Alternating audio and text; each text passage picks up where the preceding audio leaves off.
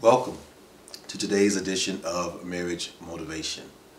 Our love verse for today is coming from Matthew chapter 14, verse 6. And it says, "On Herod's birthday, the daughter of Herodias danced for him, and it pleased him so much that he promised with an oath to give her whatever she asked." Let me ask you something.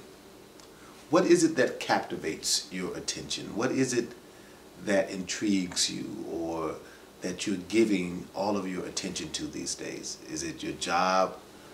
Is it your children? Are you working and trying to get them off to different events? Is it the computer? Are you so intrigued by Facebook now? Statistics say that the growingest demographic for Facebook users now are those who are 35 and over. Or is it your iPhone? Are you always texting? What is it that is intriguing you? Your favorite sports team? Or some TV show that you're watching? What is it that's captivating your attention? In our text today, we find that King Herod was throwing a party and a young lady began to dance for him. And it captivated him. It intrigued him. It pleased him. He was just so enamored by the way this woman was dancing that he promised to give her whatever she asked. In fact, another text said that he promised to give her up to half the kingdom. I mean, wow, come on. That girl must have been dancing. I can't even imagine how good she must have danced for him. But it captivated him. But isn't that what you did when we first got married? You vowed an oath. You promised to love, honor, and cherish in sickness and in health. Why did you do that? Because you were captivated by your spouse. You were so intrigued and in love with your spouse that you promised that what's mine is yours, what's yours is mine. You made a vow, an oath. And sometimes we forget as we journey through our marriage that we have to make time to keep captivating one another. We can't just keep running about our time or our day and not make time for one another. And that's what loses or drains the passion out of our relationships, is when we don't make time for one another. So I want to encourage you to make time for your spouse this week. You ought to have a time every week where you have what I call a date night. Well, it doesn't have to be even a night, but just a date, a weekly date. When I used to be a firefighter many years ago, my schedule changed, so I couldn't have one day that my wife and I always went out on, because every week my schedule changed. But we did make sure that we went on a date every week. Even if it wasn't at night, it was maybe a breakfast date or a lunch date. But we made time for one another, and you have to do that in order to keep the passion in your marriage.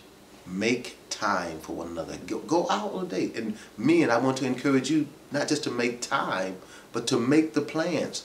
Don't wait for your spouse to do that.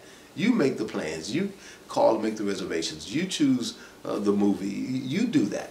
And that actually makes her feel loved. That's romantic to her. What's romance? It's just acts of love. Acts to express how much you love and care for your spouse.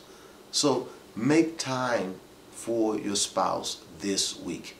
Ladies, I encourage you to do something that's sensual. Keep him captivated by you. This young lady was dancing for the king. Dance for your man. Excuse me, Mike. Yes, dance for him. Captivate him. Because you are the only woman that he wants to see, that biblically he's even able or supposed to be looking at with enticement and with intrigue. But if you are always covered up, if you're always too busy to make time to captivate his attention, trust me, the enemy has other things out there that's going to captivate his attention, whether it's on the computer, in a magazine, it's everywhere. But he wants to be captivated by you. So make time, dance for him, put some light on in the bedroom, get that man excited to be with you. Make time for one another. Captivate one another with your love. King Solomon said it like this in Proverbs chapter 5, verse 18. He says, rejoice with the wife of your youth. He says, let her breast satisfy you at all times, and be ravished always with her love. I love that. He said, be ravished. Be captivated by the love of your wife at all times. So I want to encourage you to make time this week, even today. Surprise your husband. Do something to captivate his attention tonight. Do something to captivate your wife tonight. Do something romantic for her. Something small. Doesn't have to be big, but captivate one another with your love. I love you. I pray for you. I pray for peace in your home. I pray for prosperity in your life. And I pray for passion in your marriage. God bless you.